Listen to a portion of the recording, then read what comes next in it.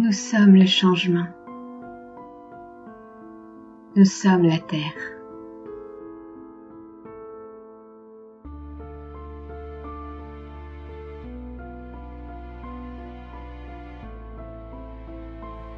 De tout temps, les hommes se sont battus pour défendre leur liberté.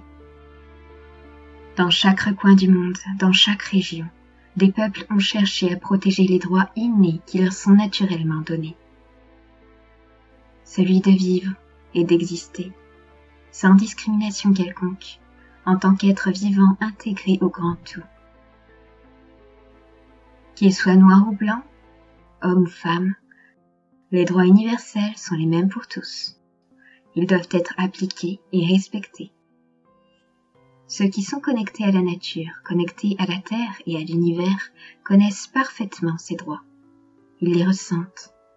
Ils les défendent corps et âme. Parfois en prenant les armes, lorsque trop usés ou abusés, pour tenter de mettre fin à la cruauté ou l'injustice qui sévissent sans raison. Parfois, de manière plus pacifique, en écrivant des poèmes ou des chansons, en inspirant les autres avec des bribes d'histoire qui éveillent les sens et les cœurs. Parfois en inspirant des textes de loi, en s'impliquant personnellement dans la vie politique pour tenter de ramener les principes divins au cœur des grandes décisions et de changer les mentalités. Cela fut le cas, par exemple, avec la mise en place de la devise française « Liberté, égalité, fraternité ».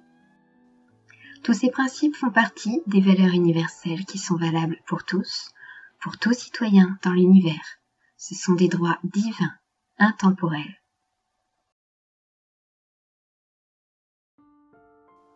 Alors après des siècles à avoir lutté pour conserver ces droits, la lutte se poursuit toujours. Au Brésil, les Indiens résistent encore, chassés au fin fond de l'Amazonie, porteurs de connaissances et de sagesse. En Amérique du Nord, au Canada, ils résistent encore, relocalisés dans des régions isolées où il est difficile à vivre. En Inde, en Afrique, en Indonésie, en Australie, les peuples sont persécutés et diminués encore aujourd'hui, dans un monde qui se dit civilisé. Alors quelle civilisation est-ce vraiment? Comment une civilisation évoluée peut-elle nuire autant à la vie, l'environnement, les animaux, les hommes, et se dégrader en même temps? Les lois actuelles entravent celles de la nature, et tant qu'elles le feront, il n'y aura pas de futur possible pour l'humanité.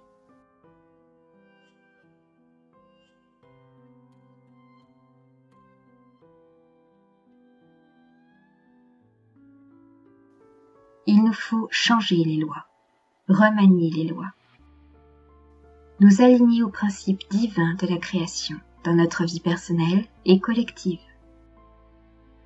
C'est là la seule manière de sauver notre espèce, toute la Terre et l'ensemble des générations à venir.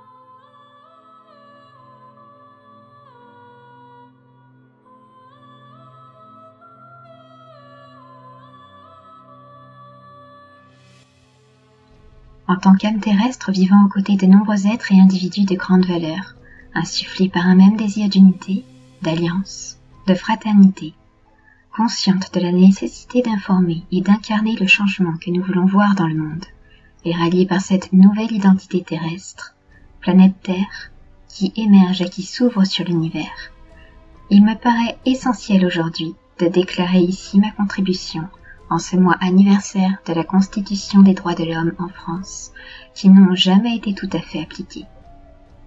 Souhaitant pour tous que tous les êtres vivants sur Terre soient protégés par les mêmes droits divins et que les lois de l'univers soient rétablies, intégrée pleinement dans un nouveau modèle de citoyenneté libre et responsable, autonome, respectueuse de son environnement, de son corps, de son esprit, des éléments, de la nature, des arbres, des animaux.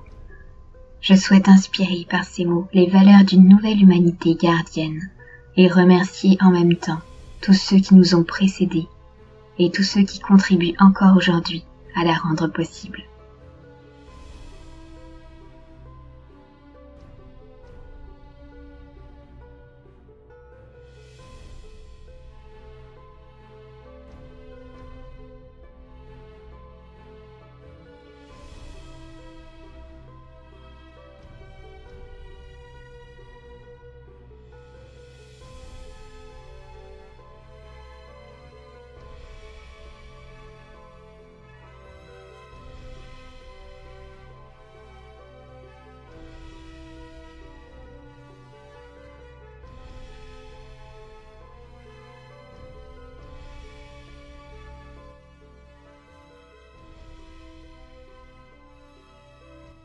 Considérant que nous faisons tous partie de la Terre, communauté de vie indivisible composée d'êtres interdépendants et intimement liés entre eux par un destin commun. Reconnaissant avec gratitude que la Terre est source de vie, de subsistance, d'enseignement et qu'elle nous prodigue tout ce dont nous avons besoin pour vivre. Reconnaissant que le système capitaliste ainsi que toutes les formes de manipulation, d'exploitation, d'abus et de pollution causent d'importants dégâts sur les consciences, de dégradation et des perturbations qui mettent en danger la vie telle que nous la connaissons. Conscient qu'il est urgent d'entreprendre une action collective décisive pour transformer les structures et les systèmes en place qui sont à l'origine de nombreux dégâts et qui font peser d'autres menaces sur Terre, que les dégâts politiques sont étouffés, les peuples divisés, les experts censurés et les solutions avortées.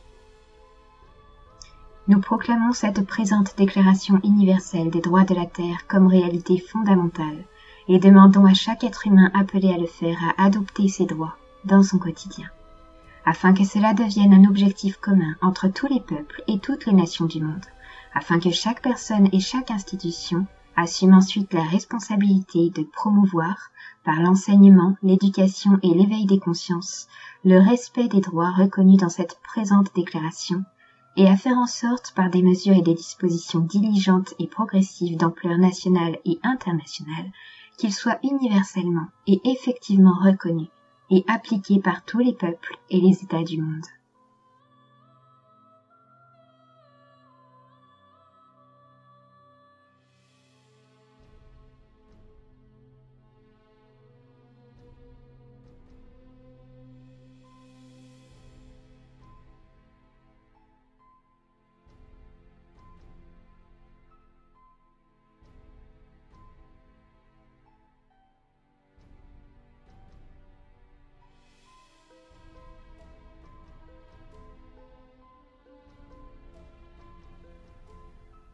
La Terre est un être vivant. La Terre est une communauté unique, indivisible et autorégulée d'êtres intimement liés entre eux, qui nourrit, contient et renouvelle tous les êtres. Chaque être qui l'occupe est défini par ses relations comme élément constitutif de la Terre. Les droits intrinsèques de la Terre sont inaliénables puisqu'ils découlent de la même source que l'existence même. Tous les êtres vivants qui l'occupent possèdent les droits intrinsèques reconnus dans la présente déclaration, sans aucune autre distinction fondée sur l'espèce, l'origine, l'utilité pour les êtres humains ou toute autre caractéristique. Les droits de chaque être sont limités par ceux des autres êtres, et tout conflit entre leurs droits respectifs doit être résolu d'une façon qui préserve l'intégrité, l'équilibre et la santé de la Terre.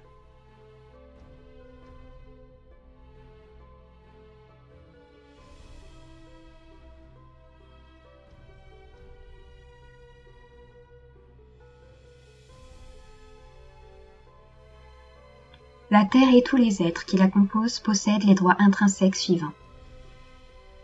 Le droit de vivre et d'exister, de partager. Le droit à l'eau pure comme source de vie. Le droit à l'air pur. Le droit à la pleine santé. Le droit à la régénération de leur biocapacité et à la continuité de leurs cycles et processus vitaux sans manipulation ou exploitation extérieure. Le droit d'être exempt de contamination, de pollution et de déchets toxiques ou radioactifs. Le droit de ne pas être génétiquement modifié ou transformé d'une façon qui nuise à leur intégrité ou à leur fonctionnement vital. Le droit de ne pas être victime de torture, d'enlèvement ou de traitements dégradants, défavorisants ou discriminatifs. Le droit à une entière et prompte réparation en cas de violation des droits reconnus dans la présente déclaration résultant d'activités humaines ou non humaines. Le droit à l'information, à la connaissance universelle sur l'existence des lois de structure qui régissent l'univers. Le droit d'occuper une place et de jouer son rôle sur Terre pour s'épanouir dans l'harmonie des autres, grandir et apprendre. Le droit d'être autorégulé, autonome, autoressourcé, pour conserver des relations équilibrées.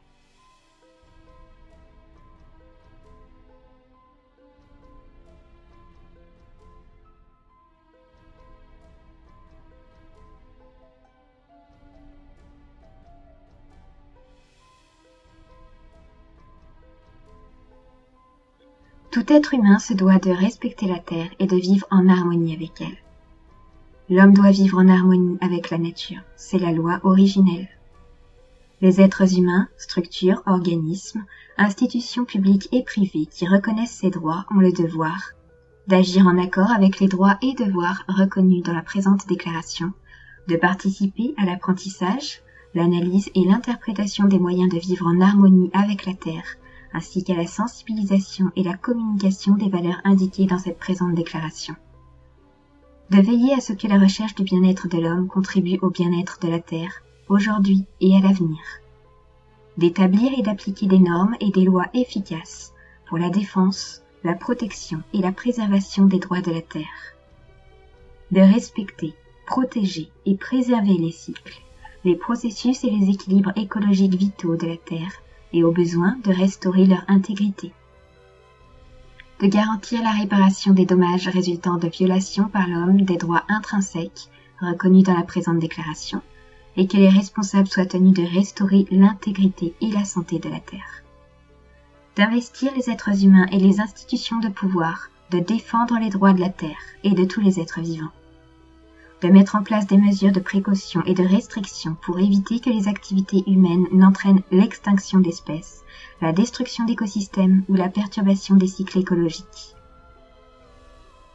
De garantir la paix et d'éliminer les armes nucléaires, chimiques, biologiques. De promouvoir et d'encourager les pratiques respectueuses de la Terre et de tous les êtres en accord avec leur propre culture, traditions et coutumes. De promouvoir des systèmes économiques qui soient en harmonie avec la Terre, conformes aux droits reconnus dans cette présente déclaration.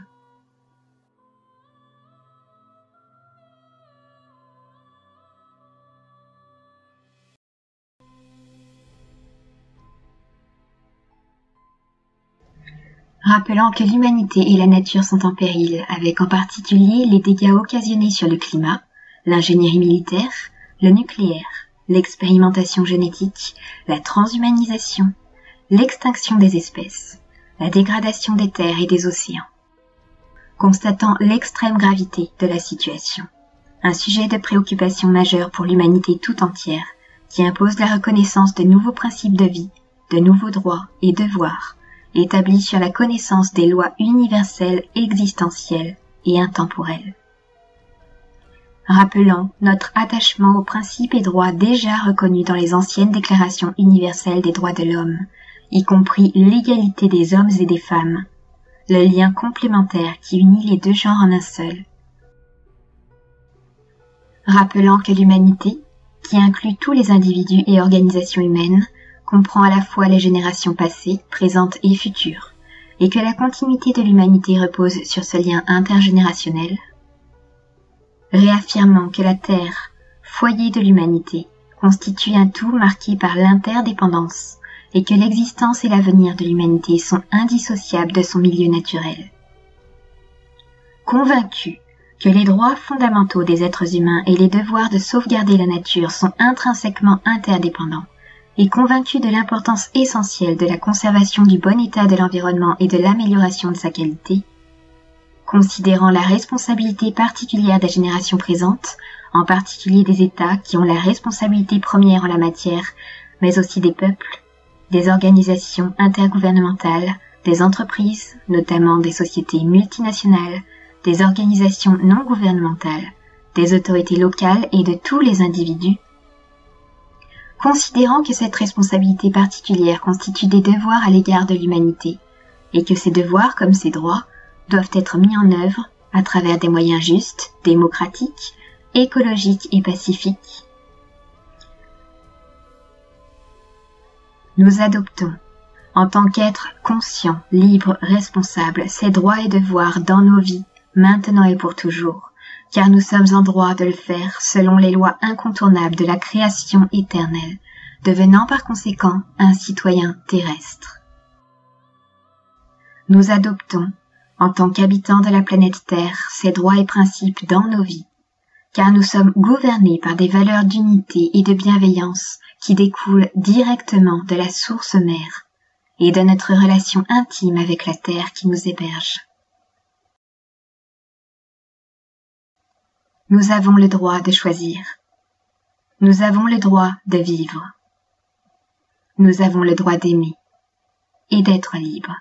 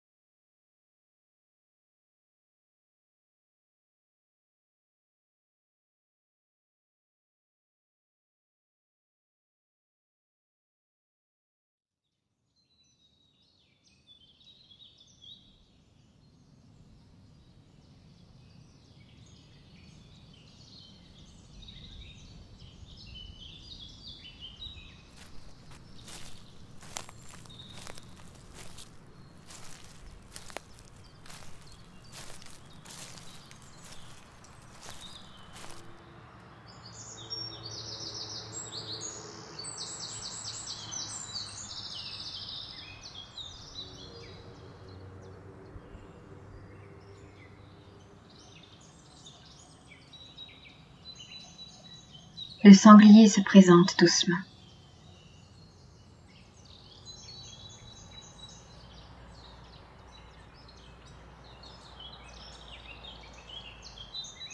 Il se tient debout.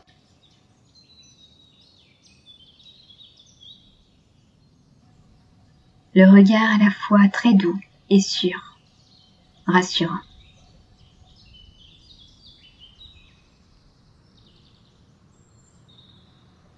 Il reste là, silencieux, communiquant via d'autres signaux non perceptibles. Je ne pense pas qu'il ait besoin de parler. Seule sa présence compte.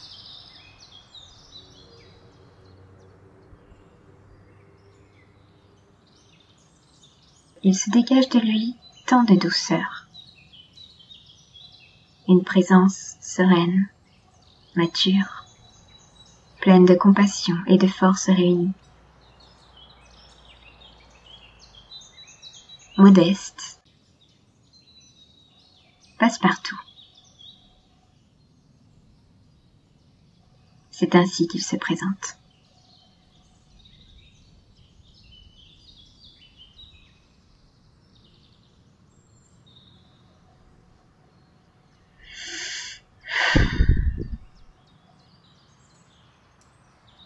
Je suis ce que les yeux ne peuvent voir.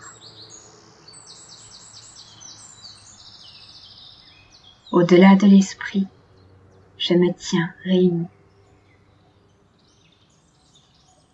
Oui, tu as compris.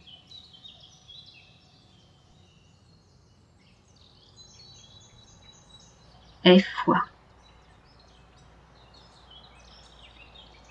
Je peux me retirer maintenant.